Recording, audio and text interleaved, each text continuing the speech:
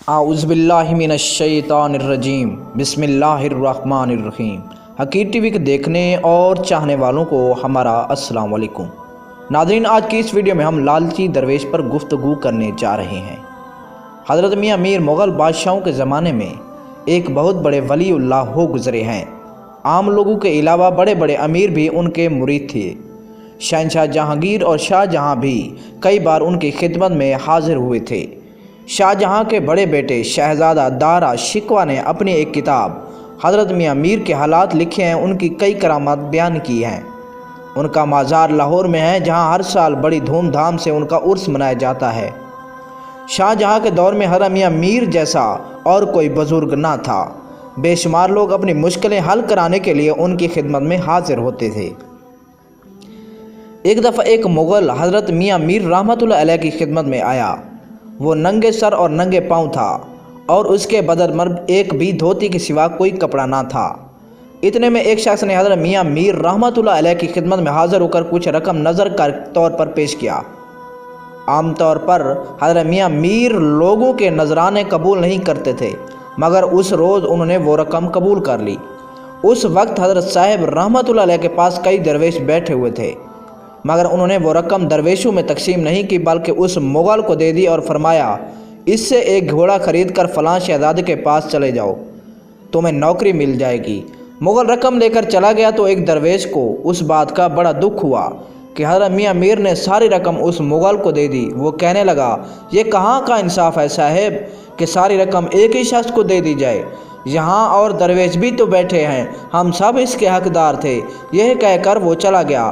اس کے جانے کے بعد حضرت میاں میر رحمۃ اللہ علیہ نے فرمایا، دیکھو یہ شخص اوپر سے درویش بنا پھرتا ہے اور اندر سے کتنا لالچی ہے۔ اس کی کمر میں ایک تھیلی بندھی ہے جس میں 122 روپے 8 آنے ہیں، اور یہ کم وقت پھر بھی اپنے آپ کو اس رقم کا حقدار کہتا ہے جو میں نے اس مغل کو دی ہے۔ دیکھ لینا، یہ لالچی درویش اپنا روپیہ ضائع کر بیٹھے گا اور اس روپے کے غم میں اس کی جان بھی چلی جائے گی۔ وہ درویش حضرت میاں میر رحمۃ اللہ علیہ کے پاس سے اٹھ کر نہانے کے لیے غسل خانے میں چلا گیا۔ جب نہانے کے لیے کپڑے اتارنے تو تھیلی بھی کمر سے کھول کر ایک طرف رکھ دی۔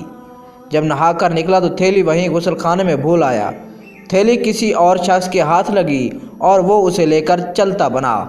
کچھ دیر بعد جب آپ اپنی تھیلی کا خیال آیا تو بھاگا بھاگا واپس آیا، اور جب تھیلی وہاں نہ پائی تو روتا پیٹتا حضرت میاں میر کی خدمت میں حاضر ہوا۔ حضرت میاں میر نے اس کی داستان سن کر کہا، میاں تمہاری تھیلی ایک درویش کے پاس ہے جو کشتی میں بیٹھا دریا کی سیر کر رہا ہے، جاؤ اس سے اپنی تھیلی لے لو۔ لالچی درویش بھاگا بھاگا دریا پر پہنچا، دیکھا کہ ایک کشتی کنارے کی طرف آ رہی ہے۔ ابھی اس نے اپنی زبان سے کچھ نہ کہا تھا کہ کشتی کنارے پر آ لگی۔ اس میں بیٹھا ہوا شخص کشتی سے باہر آیا۔ ایک تھیلی اس کے ہاتھ میں تھی جو اس نے چپ چاپ اس درویش کے ہاتھ میں دے دی اور خود واپس کشتی میں جا بیٹھا۔ درویش نے تھیلی لے کر گھر کا راستہ لیا۔ لالچی درویش کو تھیلی تو مل گئی، مگر تھیلی کے گم ہو جانے سے اس کے دل کو جو صدمہ ہوا تھا وہ اسی طرح رہا۔ وہ بیمار ہو گیا اور چند روز بعد اس دنیا سے چل بسا۔ لالچی درویش کے مرنے کے بعد تھیلی کی رقم اس کے 2 خادم آپس میں بانٹنے لگے۔ ایک تیسرے خادم نے جب دیکھا کہ مجھے اس تھیلی کی رقم میں سے کوئی حصہ نہیں مل رہا تو اس نے ان دونوں کے کھانے میں زہر ملا دیا۔ وہ دونوں خادم زہریلا کھانا کھانے سے مر گئے، مگر وہ تیسرا خادم بھی انہیں زہر دینے کے جرم میں گرفتار کر لیا گیا اور اسے پھانسی کی سزا ہو گئی۔